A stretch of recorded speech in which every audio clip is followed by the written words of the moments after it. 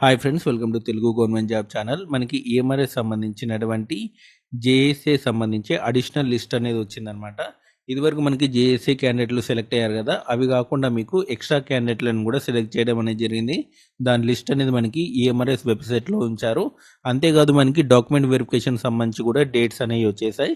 వీటికి సంబంధించి పూర్తి వివరాలు ఈ వీడియోలో క్లియర్గా ఎక్స్ప్లెయిన్ చేస్తాను. వీడియో ఎండింగ్ వరకు చూడండి. అండ్ ఎవరైతే ఫస్ట్ నా ఛానల్ చూస్తున్నారో తప్పకుండా సబ్స్క్రైబ్ చేయండి. ఫస్ట్ మనకి జూనియర్ సెక్రటరీ అసిస్టెంట్ సంబంధించినటువంటి అడిషనల్ లిస్ట్ గురించి తెలుసుకుందాం. సో ఇక్కడ చూడండి, మీకు జూనియర్ సెక్రటరీ అసిస్టెంట్ సంబంధించినటువంటి అడిషనల్ లిస్ట్ అనేది ఇచ్చారు.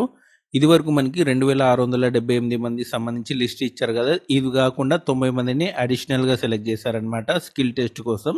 దానికి సంబంధించినటువంటి డీటెయిల్స్ అనమాట. ఇది మీకు స్క్రీన్ మీద కనపడుతుంది కదా, ఇవి మనకి అడిషనల్గా సెలెక్ట్ చేసిన క్యాండిడేట్స్ అనమాట. ఎవరైనా చూసుకోవాలనుకుంటే చూసుకోండి, ఓకేనా.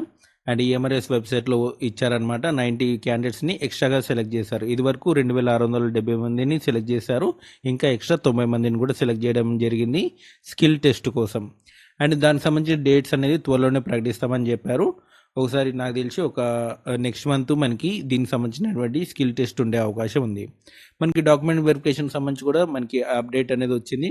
అండ్ ఇక్కడ చూడండి, ఇది డాక్యుమెంట్ వెరిఫికేషన్ సంబంధించినటువంటి అప్డేట్. అండ్ ఇక్కడ చూడండి, మనకి టోటల్గా మనకి 6 స్టేటుల్లో డాక్యుమెంట్ వెరిఫికేషన్ అనేది ఉంది. ఆంధ్రప్రదేశ్, ఢిల్లీ, మధ్యప్రదేశ్, ఒడిస్సా, తెలంగాణ, ఉత్తరాఖండ్. సో ఈ 6 స్టేట్లలో మీకు డాక్యుమెంట్ వెరిఫికేషన్ అనేది జరుగుతుంది. కిందికి వచ్చారంటే ఇక్కడ చూసుకోవచ్చు.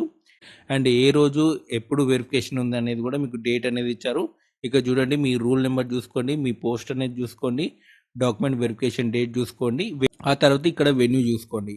ఎవరెవరైతే సెలెక్ట్ అయ్యారో వాళ్ళ స్టేట్లోనే డాక్యుమెంట్ వెరిఫికేషన్ అనేది దాదాపు పడి ఉండాలి. అండ్ కొంతమందికి వేరే స్టేట్లో కూడా పడి ఉంటుంది. మీరు అక్కడికి వెళ్ళి డాక్యుమెంట్ వెరిఫికేషన్ అనేది చేసుకోవాల్సి ఉంటుంది.